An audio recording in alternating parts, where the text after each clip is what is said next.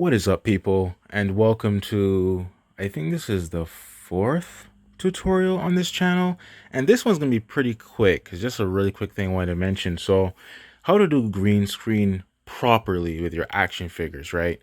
Now, I've been doing stop motion animation for many years, and like over 10 years as a hobby, personally, not as a professional or anything like that.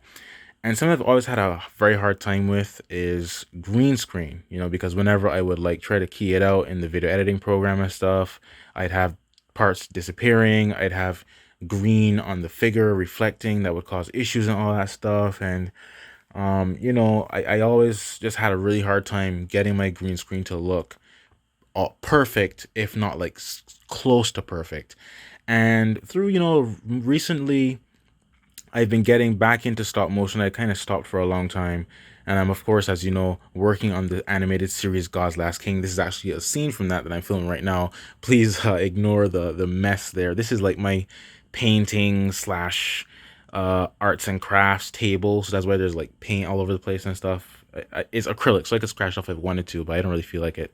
It doesn't really matter right now. I usually have like a platform or a diorama here or whatever anyways.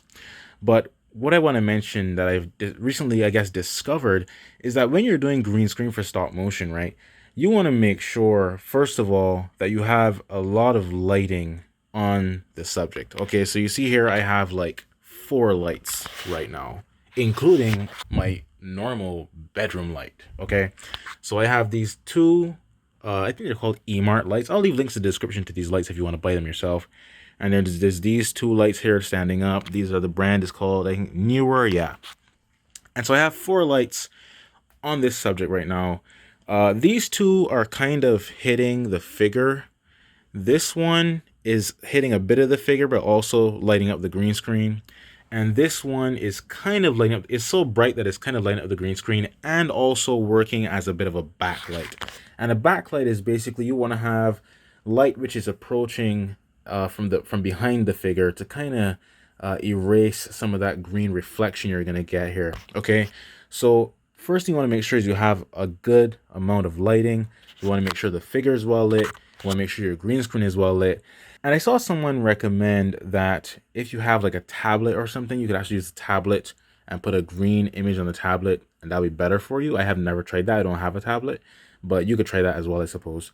And so the second thing you want to do, you want to make sure that you get your figure as far away from that green screen as possible, right?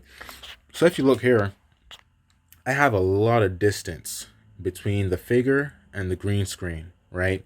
That's because if you take the figure too close to the green screen, you're going to get a big bunch of green reflecting on the figure.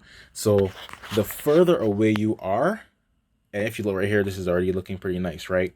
The further away you are from that green screen, the better your figure is going to look, because the less green is going to reflect onto your figure, okay? And the third thing I'm going to mention, and possibly the final thing, is that you want to make sure that you use as little green as possible, okay? And this would only apply if you're doing like, if you have like a physical, this is like Bristol board, paperboard that I have here. You want to use as small a piece as you can. Okay, so ideally, if you look at this shot here, all I have green screen for is like enough to basically, outline him. And even I could even try to cut it off a little more. Like, I only need like that much green. You see, I only need as much green as the figure is big, right? So if I had, for example, if I had like a big, massive green wall behind here, I get a bunch of green light reflecting onto my figure, and I don't want that.